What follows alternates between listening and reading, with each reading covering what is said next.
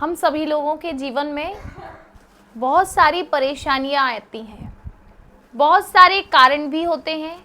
हम लोग बहुत लोगों के पास जाकर उन समस्याओं का कारण पूछते हैं और उन समस्याओं से दूर जाने का प्रयास भी करते हैं। ऐसी ही एक समस्या से जो आज इस देश के लगभग परिवार परेशान हैं, हमारे समाज में लगभग लोग परेशान हैं, वह है पितृदोष। हम किसी ज्योतिषी के पास जाएं, कहीं भी जाएं, किसी से बात करें, हम उन्हें अपनी कुंडली दिखाते हैं तो उनके जवाब में आता है कि आपकी कुंडली में पितृदोष है, आपके घर में पितृदोष लगा हुआ है। ये पितृदोष होता क्यों है? क्योंकि कुछ लोगों के मन में यह सवाल भी होता है कि यह शरीर तो, हमारा कनेक्शन तो शरीर से है, आत्मा जब इस शरीर को छोड़ के चली गई, हमारे घर से अब उसका कोई संबंध नहीं, तो उस चीज का दोष हमारे ऊपर कैसे? क्योंकि उनका तो दूसरा जन्म, जो हमारे पूर्वज हैं, पिता हैं या दादा हैं, परदादा हैं, जो भी हमारे घर के पूर्वज रहे, जब उन्होंने शरीर का त्याग किया, अपने अपने लोक को गए, या फिर उनको उनके कर्मानुसार दूसरी योनि में जन्म मिल गया, तो अब हमारे कुंडली में पितृदोष होने का क्या कारण हो सकता है? एक बात बहुत साफ है, देखिए, हम जिस कुल में, जिस भी वंश में जन्म लेते हैं, उस कुल की परंपराएं, उस कुल के देवी देवता, उस कुल से जुड़ा हुआ हर व्यक्ति हमारे जीवन भर हम पर प्रभाव डालता है। आप विशेषकर ध्यान रखिए, हर वंश में, हर कुल में एक पुरोहित रहे होंगे, भले आज आपको उनकी जानकारी ना हो।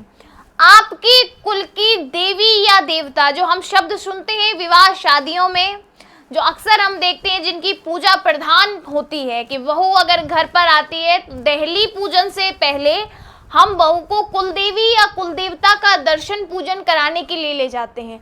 उसका विधान क्यों है?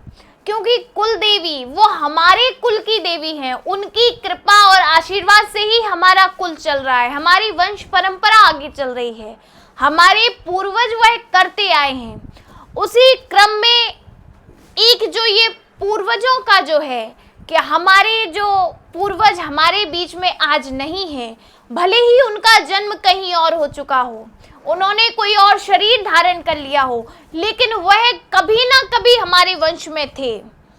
तो देखिए, जिसने हमें सब कुछ दिया, आपके पास आज आपके पास आपके पिता की दी हुई संपत्ति होगी, मकान होगा, घर होगा, अगर पिता का नहीं तो आपके दादाजी का होगा, कहीं ना कहीं आपके साथ नाम है। अगर जमीन नहीं है, घर नहीं है, फिर भी आपके पास एक नाम है कि यह उस कुल के, उस वंश से कनेक्टेड है, उस वंश से रिलेट करते हैं, इनके दादाजी ऐसे थे।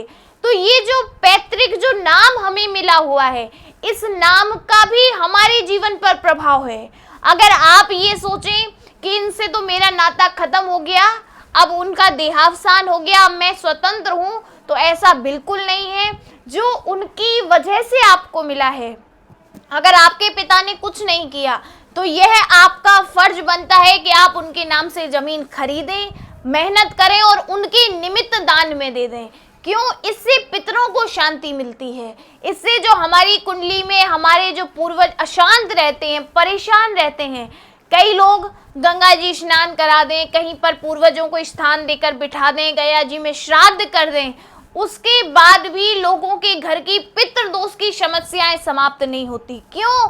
क्योंकि वह आपने श्रद्धा पूर्वक नहीं, आपने केवल यह सोचकर कार्य किया है कि मेरे घर में चल रही समस्याएं खत्म हो, मेरी एक जिम्मेदारी पूर्ण हो जाए। लेकिन आप उसे जिम्मेदारी नहीं, अपना कर्तव्य समझकर कि यह मेरा फर्ज है और मेरा ऐसा मुझे करने में बड़ा आनंद है, बड़े प्रसन्न मन से कि मैं अपने पूर्वजों के लिए कुछ कर पा रहा हूँ, ऐसा सोचकर अगर आप उनके निमित्त किसी को एक गिलास जल भी देते हैं तो वह भी आपके पूर्वज प्राप्त करते हैं।